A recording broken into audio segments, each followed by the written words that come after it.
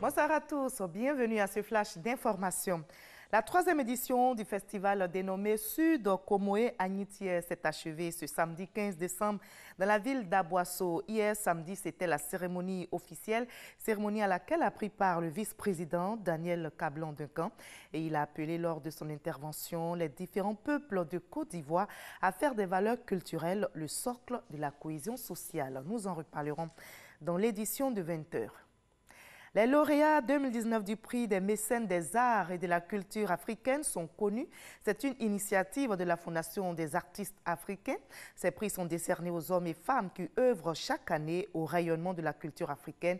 Et le super prix or a été décerné au Premier ministre Amadou Gon Coulibaly. Après le meeting d'hommage au président de la République, Alassane Ouattara, organisé par les populations de l'Indénié du Hablin, cérémonie à laquelle il a pris part, le Premier ministre Amadou Gon Coulibaly s'est rendu dans le village d'Andonikro, dans le département d'Abengourou, pour mettre sous tension électrique ce village.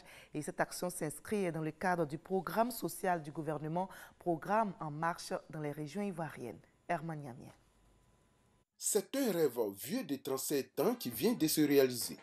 Les populations d'Adonikro, village situé à 3 km d'Abengourou, peuvent désormais profiter des bienfaits de l'électricité. Le village vient d'être connecté au réseau électrique national. La mise sous tension a été effectuée par le Premier ministre Amadou Gon Coulibaly à la grande joie des populations. Adonikro sort des ténèbres grâce à l'action de son Excellence le Président de la République qui apporte le bien-être et le développement dans toutes les contrées du pays. Avant, pour regarder la télé, nous sommes obligés de mettre des batteries, nous sommes obligés d'avoir des groupes électrogènes. Aujourd'hui, tout cela va être éteint. Le Premier ministre Amadou Gon Coulibaly a indiqué au cours de cette cérémonie que cette action fait partie du programme social du gouvernement qui entend permettre à tous les villages de 500 habitants et plus de disposer de l'électricité. Nous venons également dans le cadre du programme Électricité pour tous, connecter donc cette dame qui voit donc sa maison aujourd'hui électrifiée. Normalement, elle aurait dû payer 150 000 francs donc, pour se connecter au réseau électrique. Avec le programme Électricité pour tous, c'est 1 000 francs que l'on paye et le reste est payé sur 10 ans. Mais ces 1 000 premiers francs, le président de la République a décidé que pour les ménages les plus défavorisés, que le gouvernement prenne également cela en charge. Donc la dame est aujourd'hui connectée à l'électricité, donc sans avoir payé donc, 1 franc. Le taux de couverture en électricité dans le département d'Abengourou est aujourd'hui au-delà de 73%.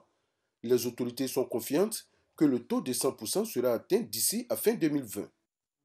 Et je vous conduis à présent dans la région du Gao. Plusieurs jeunes ont vu leurs conditions sociales et financières s'améliorer grâce aux activités économiques individuelles ou menées en communauté. C'est le fruit des démarches de l'Office du service civique national à travers le Fonds de consolidation et de la paix, PBF, des Nations Unies.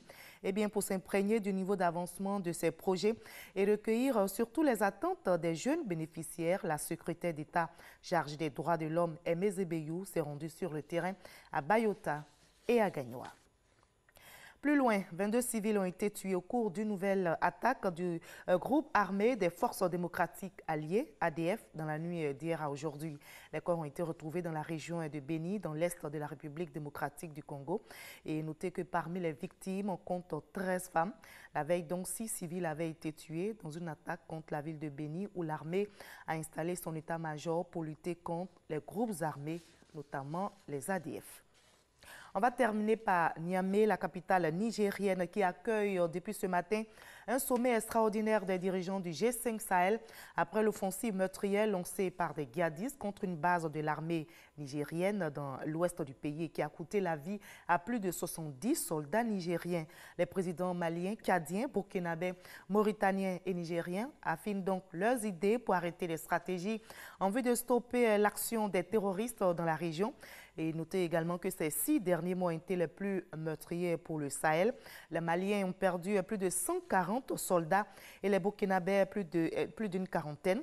Avant le sommet, donc, les chefs d'État se sont rendus dans le carré des martyrs de Niamey pour un hommage aux soldats tombés à Inats. On va se retrouver à 20h pour la grande édition. À tout à l'heure.